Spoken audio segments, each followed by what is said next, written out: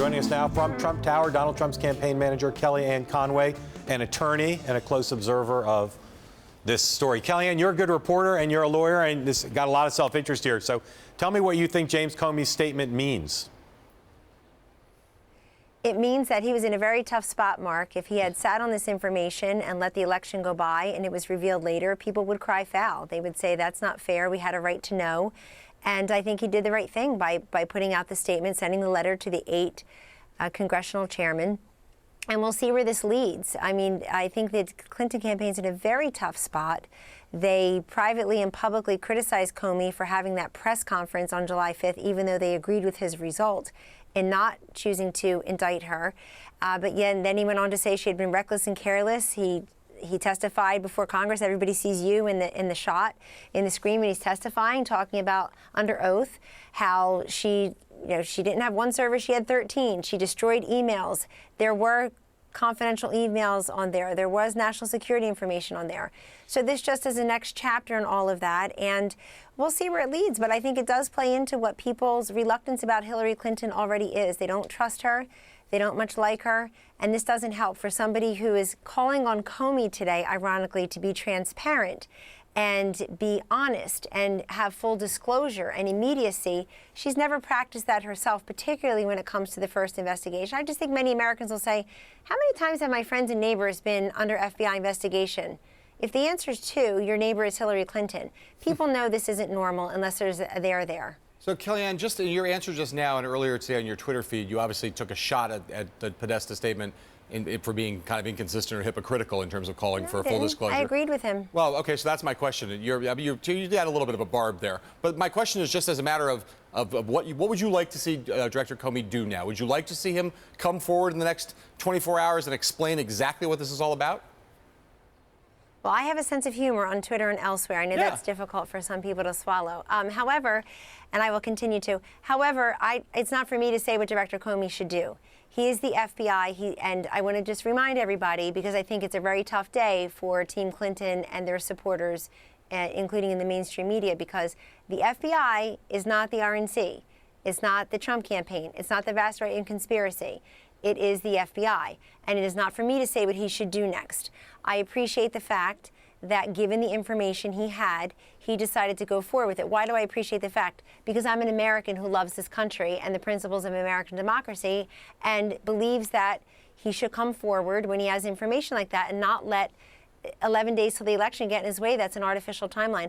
I also think what's going to happen in the next couple of days is responsible people will be asking down-ballot Democrats how they feel about this, just the way down-ballot Republicans are asked about every A, B, and C about Donald Trump. So it's an important issue, I think, up and down the Democratic Party, and it just plays into I heard Mike Murphy offering his advice on Operation Falcon.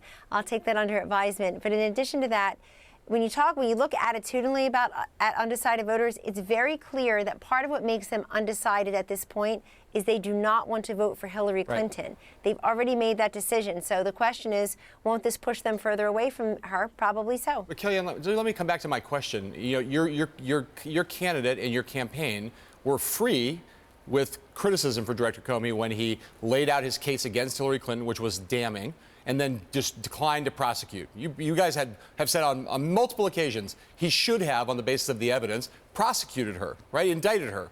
In this case, you're saying, the majority of Americans agreed. But in this case, you're saying I can't say what I want the FBI director to do. Previously, we said he should have indicted her. Now I can't say. So I'm just asking again, would you like him to be fully transparent or not?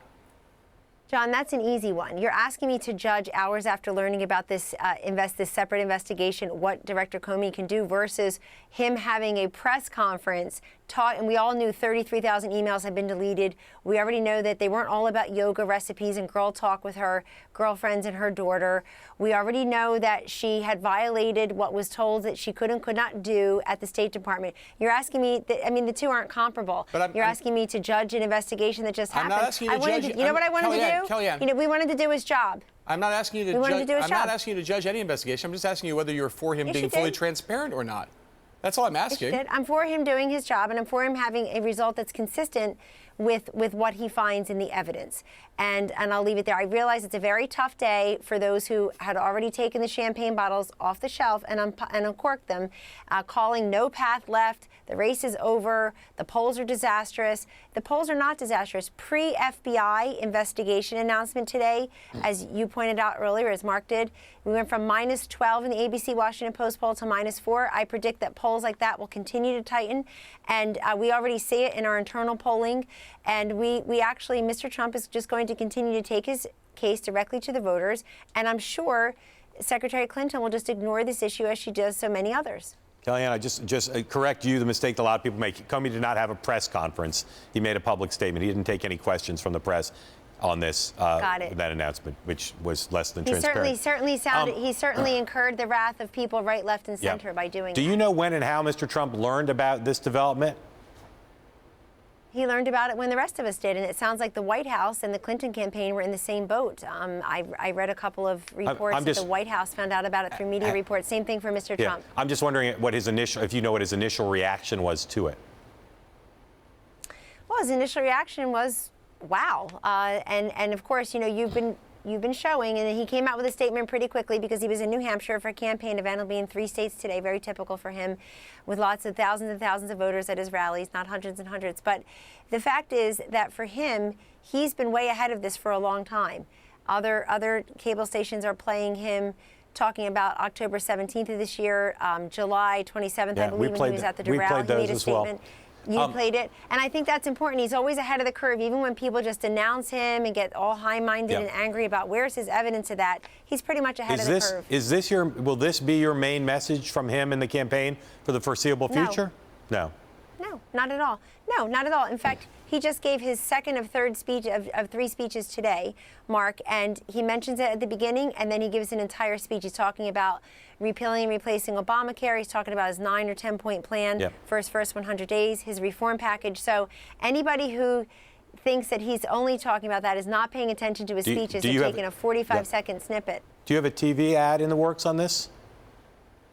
Well, we have lots of TV ads about corruption and about. But I mean specifically on this development.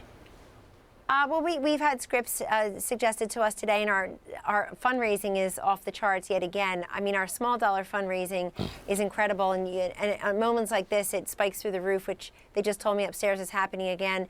I think that Obamacare on the collapse, our small dollar fundraising, the $10 million check that Mr. Trump gave to his campaign this morning, I witnessed it myself, the tightening polls, and of course, us just going to leave it all in the field and take the case directly to the voters, including in states that I think the Clinton team already thinks they have wrapped up.